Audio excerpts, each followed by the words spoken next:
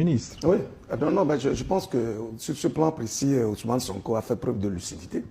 Parce que là, après que le président a été exfiltré, et puis il est arrivé le lendemain, Ousmane Sonko s'est retrouvé devant l'Assemblée nationale et il a clairement dit qu'il s'agit d'actes des combines. Et ce qui est vraisemblablement évident. Donc, à partir de ce moment-là, et comme il y a de l'opinion, vous savez, le Sénégal, c'est l'un des pays où l'opinion est très développée. Les gens s'expriment avec beaucoup d'aisance et puis beaucoup de conviction. Alors, on a compris que cela créerait des tensions réelles. Et du coup, Ombalo lui-même ne se sentait plus en sécurité, puisque quand il y a quelqu'un comme Guy Marius Sagna qui sort et qui dit, mais s'il n'est pas encore parti, il faut qu'il parte immédiatement, c'est qu'il peut déchaîner des foules, voyez-vous, sur le terrain pour qu'on puisse le chasser. Mais est-ce qu'il revenait à un Premier ministre de prendre le contre-pied de son président? Ce n'est pas. Est-ce que d'abord même, tel que les choses ont été décrites, au départ, on a cherché Bassirou Diomaye Faye en vert.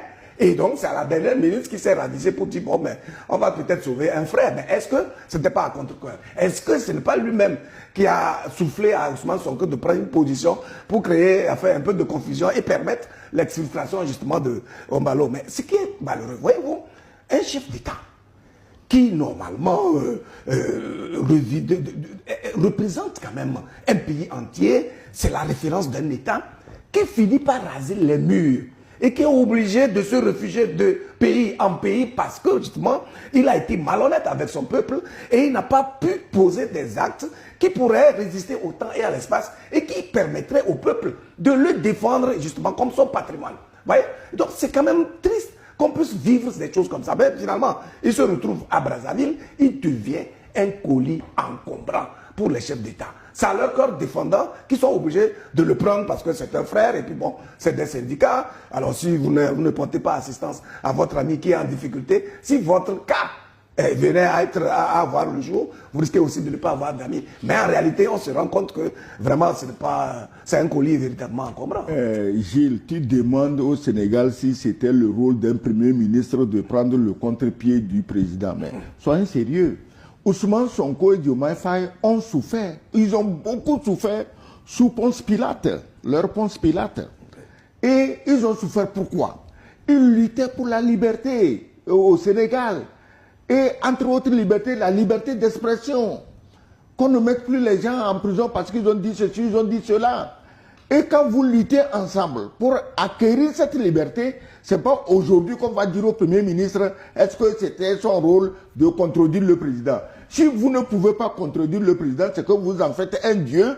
Et demain, quand ce président va agir, ne l'accusez pas d'être un dictateur. Parce que c'est vous qui êtes en train de le déifier. Sonko a souffert, Diomaye Faye a souffert.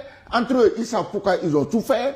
Jouir de la liberté de parole faisait partie des raisons de leur combat. Et Sonko a fait exactement ce qu'il devait faire. Parce que si les idolâtres, les flatteurs qui veulent des Marocains, qui veulent des avantages, se sont transformés en mouches noires autour de Diomaye Faye, espérant éliminer Sonko, comme ça ils vont s'empiffrer seuls, ça fait leur affaire. Mais Sonko a le devoir de tenir le langage de vérité. Diomaye Faye, j'ai dit Diomaye Faye, le président Mbalo est arrivé en chose au Sénégal. Par contre, ce que je voulais dire, je ne suis pas sûr que Diomaye Faye l'a accueilli avec plaisir. Absolument. La preuve, c'est qu'on le cherchait, on ne le trouvait pas. C'est pas qu'on ne le trouvait pas. Il ne voulait pas qu'on le trouve. Un président, on sait toujours où il est. Il ne voulait pas qu'on le trouve. Mais dans la France-Afrique, dont il est pratiquement en voie d'être une nouvelle recrue zélée, Diomaye Faye, dans la France-Afrique, si tu veux être de la corporation, on te donne des épreuves. L'épreuve, accueille-le. On sait que ça va te rendre impopulaire, mais c'est une épreuve. C'est comme dans la mafia. Ah, tu veux vraiment t'inscrire dans notre mafia, oui, bon, on t'envoie assassiner quelqu'un.